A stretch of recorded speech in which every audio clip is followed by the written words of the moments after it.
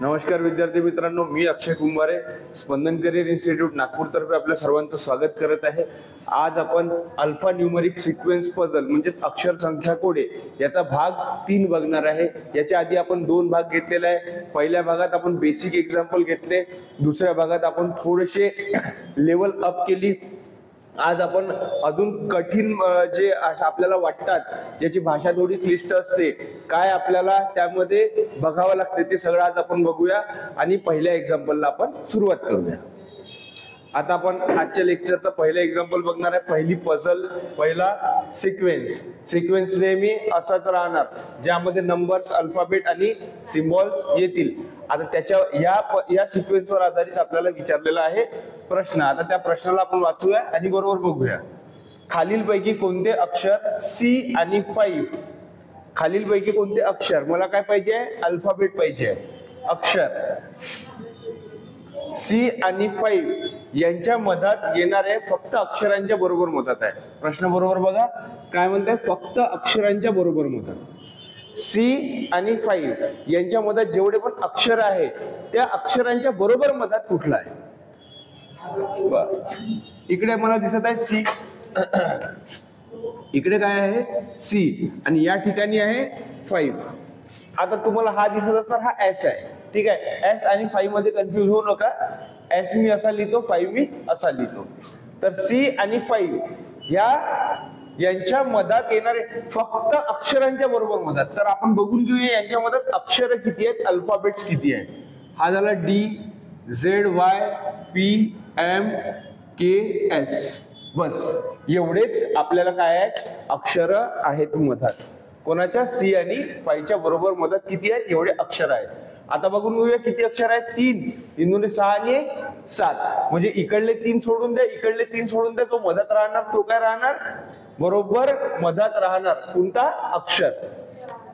इकडे बरोबर मधात मला कोण दिसत आहे, हे 3 झाले आणि इकडले 3 झाले, एकदम बरोबर मधात कोण आहे, तर पी, ऑप्शन सी।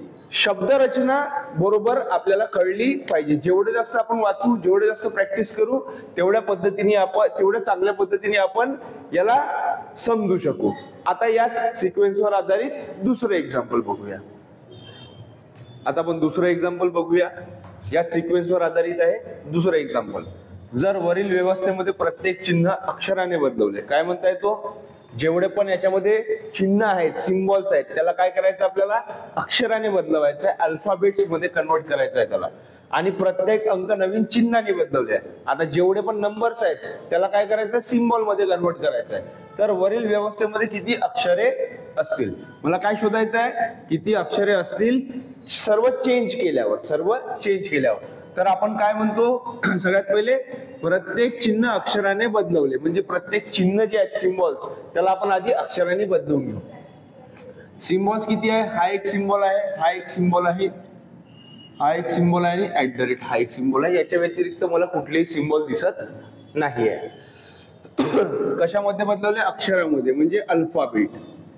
अक्षर राहिले की मी ए देतो, चिन्ह राहिले की मी एस असं देतो, आणि नंबर राहिले, संख्या राहिली तर मी एन देतो, म्हणजे त्याचे इनिशियल अल्फाबेट।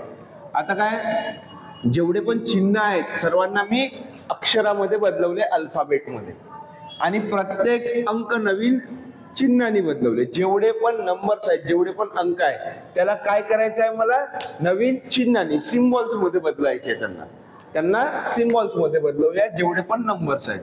हा एक 7 झाला, 9, 2, 3, 5, बस एवढे काय आहेत माझ्याकडे नंबर्स आहेत, त्याला मला काय करायचं आहे, चिन्हामध्ये बदलवायचं आहे। तर याला मी सिम्बॉल करतो, याला पण सिम्बॉल करतो, याला पण सिम्बॉल आणि सिम्बॉल।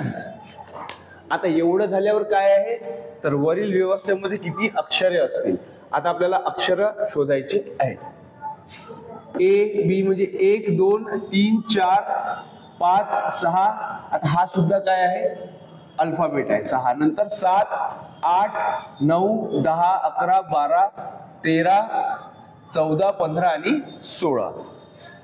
आलं का लक्षात, काय म्हणताय, वरील व्यवस्थेमध्ये किती अक्षरे असतील, बदलवलेले म्हटलं का त्यांनी, नाही, बदलवलेले अक्षर म्हटलं असतं तर 1 2 3 4 झाले असते आपले, पण आता सरळ सकट तो काय म्हणताय, किती अक्षरे असतील, तर पुन्हा एकदा तुमच्या समोर मोजतो, 1 2 3 4 5 6 7 8 9 10 11 12 13 14 15 आणि 16. माझा आन्सर काय झालं पाहिजे? Option C 16. आता बघा, त्यांनी फसवण्यासाठी किंवा थोडासा वेळ वाया घालवण्यासाठी आपल्यासोबत काय केलं? प्रत्येक अंक नवीन चिन्हाने बदलवले. त्याचा काही फायदा झाला का? नाही. तर एक्झाम मध्ये अशा प्रकारे एक्झामिनर तुम्हाला तुमचा वेळ जाण्यासाठी अशा प्रकारचे काहीतरी एक्झाम्पल तो टाकतो आणि असं काहीतरी ज्याचा काही उपयोग नाही आहे अशा प्रकारचे सुद्धा तो काम करायला आपल्याला लावतो. तर आपण जसं जसं प्रॅक्टिस करू तसं तसं हे ट्रॅप्स जे आहेत एक्झामिनरचे त्याच्यात आपण अडकू नाही. आता आपण एक नवीन सिक्वेन्स पझल बघूया. आता आपण दुसरी पझल बघत आहे, दुसरा सिक्वेन्स बघत आहे, त्यावर आधारित आता प्रश्न बघूया. थोडा कन्फ्युजिंग आहे, त्याला आपल्याला कशा प्रकारे टॅकल करायचं आहे ते आपण बघूया. जर वरील व्यवस्था उलट क्रमाने लिहिल्या, म्हणजे हे जेवढी पण व्यवस्था आहे, जेवढी पण सिक्वेन्स आहे, त्याला काय करायचं आहे? उलट लिहायचं आहे. तर उलट लिहत नाही बसायचं, अज्युम करायचं की ही डावी बाजू आहे, ती उजवी बाजू आहे, बरोबर. आता ती डावी बाजू होऊन जाईल आणि ही उजवी बाजू होऊन जाईल. जर वरील व्यवस्था उलट क्रमाने लिहिल्या तर उजवीकडून 16व्या घटकाच्या उजवीकडे 6वा घटक कोणता येईल? उजवीकडून 16व्या घटकाच्या उजवीकडे 6वा घटक समजून राहिले तुम्ही? उजवीकडून 16व्या घटकाच्या उजवीकडे 6वा घटक म्हणजे 10 - 6. इकडे आपण 16 इकडनं आपण 16वा घटक बघत आहे. 16 - 6 म्हणजे उजवीकडून आपल्याला कुठला घटक पाहिजे? 10वा घटक पाहिजे. पण आपली जी व्यवस्था आहे ती काय? उलट क्रमाने लिहिलेली आहे. त्यामुळे उजवी बाजू कुठली होऊन जाईल? ही. उजवीकडून 16व्या घटकाच्या 4 × 4 × 8 4 × 3 12 4 × 4 16. आता हा काय आहे? हा लेस दॅन वाला सिम्बॉल जो आहे हा काय? 16वा घटक. जर वरील व्यवस्था उलट क्रमाने लिहिला तर उजवीकडून 16व्या घटकाच्या उजवीकडे 6वा घटक कुठला येईल? तर उजवीकडे नाही जायचंय आपल्याला कुठे जायचंय? या बाजूने जायचंय, कारण की व्यवस्था उलट आहे. 16व्या याच्यात काय करायचंय? 6वा घटक कुठला? तर 3 3 दुने 6. इकडे काय दिसत आहे मला? एम. पहिला, दुसरा, तिसरा, चौथा, 5वा, 6वा. पुन्हा एकदा बघा, व्यवस्था काय? उलट क्रमाने लिहिलेली आहे. बस आता मी इकडे तुम्हाला उलट लिहून नाही दाखवत आहे, पण तुम्हाला अज्युम काय करायचं आहे? जनरली ही डावी बाजू आहे, ती उजवी बाजू आहे, पण आता त्याला डावी बाजू कन्सिडर करायची आणि याला उजवी बाजू कन्सिडर करायची. उजवीकडून 16वा घटक, उजवीकडून 16वा घटक काय झाला? हा. आणि 16व्या घटकाच्या उजवीकडे, आता उजवीकडे न जाता या बाजूने जायचं, कारण की व्यवस्था आहे उलट. तर हे उजवीकडून म्हटलं तर डावीकडे अज्युम करायचं आणि डावीकडे जर म्हटलं असणार तर उजवीकडे अज्युम करायचं. आता आपल्याला तर 10वा एलिमेंट पाहायचा होता ना. 3 3 2 6 3 3 9 आणि हा 10वा एलिमेंट. कशा पद्धतीने? उजवीकडून 16व्या घटकाच्या 6वा म्हणजे 16 - 6. 16 - 6 होतात 10. आणि जसे आपण बघितलं इकडे 3 3 दुने 6. हा 16व्या घटकाच्या उजवीकडे जर आपण आलो तर हा काय आहे? 6वा घटक आहे एम. आणि इकडून जरी बघितलं आपण 10वा घटक, आपण थोडस प्रॅक्टिस केली तर आपल्याला इझिली ही जी ट्रिकी भाषा आहे ते लक्षात येऊन जाते. उजवीकडून 16व्या घटकाच्या उजवीकडे 16वा, उजवीकडे 6वा म्हणजे 10वा. 3 3 2 6 3 3 9 आणि 10. आय होप तुम्हाला लक्षात आलं असणार. तरीही काही कन्फ्युजन राहणार तर हे एक्झाम्पल एकदा रिवाइंड करून तुम्ही बघू शकता. आता याच्यावर आपण दुसरं एक्झाम्पल घेऊ. याचं उत्तर राहणार आपला एम. तोच सिक्वेन्स आहे, प्रश्न वेगळा आहे. दुसऱ्या क्रमांकाचा एक्झाम्पल आहे. प्रश्न आपण आधी वाचून घेऊया. त्याचप्रमाणे आहे, उजवीकडे डावीकडे. जर वरील व्यवस्थेमधील पहिले 15 घटक उलट क्रमाने लिहिले. आता काय करायचं आहे? हे जे वरील व्यवस्था आहे त्याच्यामधील पहिले 15 जे घटक आहेत त्याला काय करायचं आहे? उलट क्रमाने लिहायचं आहे. लिहिले तर उजवीकडून 21वा घटक कुठला येईल? उजवीकडून 21वा घटक कुठला येईल असं त्यांनी मला विचारलेलं आहे. सर्वात अगोदर आपण काय करू? हे 15 घटक जे आहे ते उलट लिहून टाकू. 15 घटक उलट लिहून टाकू. 3 3 दुने 6 3 3 9 3 4 12 13 5 15. हे बी पर्यंत जे आहे काय आहे? हे आपण असं समजा की आता उलट लिहिलं. अजून करायचं आहे तुम्हाला, खरंच लिहित नाही बसायचं, परीक्षेमध्ये एवढा वेळ नसतो आपल्याकडे. तर हे सगळे एलिमेंट आपण आता बघा, ह्या बी च्या जागी काय येणार आहे, आर येणार आहे, पर्सेंटच्या जागी काय येणार आहे, स्टार येणार आहे. एवढं तुम्हाला प्रॉपर समजून चालायचं आहे. 15 घटक आपण उलट क्रमाने लिहिले. तर उजवीकडून 21वा घटक कुठला येईल? उजवीकडून काय बघायचं मला, 21वा घटक. 3, 3 दुने 6, 3 त्रिक 9, 3 चौक 12, 3 पाची 15, 3 पाची 15, 3 सक 18, 3 7 21. कुठला यायला पाहिजे, 2. आता इकडनं काय बी ला नाही मोजायचं आहे, बी कुठे आहे, इकडे आहे, बी इकडे आहे आणि आर जो आहे इकडे आहे. आणि 21वा घटक म्हणजे इकडनं सुरू होईल. जसं हे लेस दॅनचं सिम्बॉल आलं की त्याच्यानंतर सिरीज कशी सुरू होणार आहे, R star T J L 2 अशी. पुन्हा एकदा बघा, वरील व्यवस्थेमधील पहिले 15 घटक उलट क्रमाने लिहिले. हे 15 घटक आहेत, आपण उलट क्रमाने लिहिले. 3, 3 दुने 6, 3 त्रिक 9, 3 चौक 12, 3 पाची 15, हे आले 15. हे 15 एलिमेंट मी काय केले, रिव्हर्स मध्ये लिहिले, उलट क्रमाने लिहिले. तर उजवीकडून 21वा घटक, उजवीकडून 21वा घटक आपल्याला बघायचा आहे. तर या उजव्या बाजूला आलो मी. 3 किंवा 4 चे पण गट करू शकता तुम्ही, तुमच्या प्रॅक्टिसवर डिपेंड आहे. आता 21 आहे, 21वा आहे, तर 3च्या पाड्यात येते, त्यामुळे मी 3 चा गट बनवून चालतो. 3, 3 दुने 6, 3 त्रिक 9, 3 चौक 12, 3 पाची 15, इथपर्यंत आले. आता याच्यानंतर ते अशी सिरीज सुरू होत आहे, आर स्टार टी जे. इकडनं 15 आले ना, 3 पाची 15, 3 सक 18, 3 7 21. 21 नंबरचा काय राहणार आहे, ऑप्शन ए 2.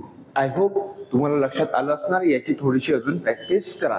आता आपण अजून एक सिक्वेन्स घेऊ ज्यामध्ये अजून थोडेसे टफ लेवलचे एक्झाम्पल्स आहेत, ज्याने तुमची क्लॅरिटी अजून चांगली होईल. आता आपण या सिक्वेन्सवर आधारित एक क्वालिटी प्रश्न बघणार आहे. ज्या प्रकारचे प्रश्न तुम्हाला राज्यसेवेमध्ये वगैरे बघायला मिळू शकतात.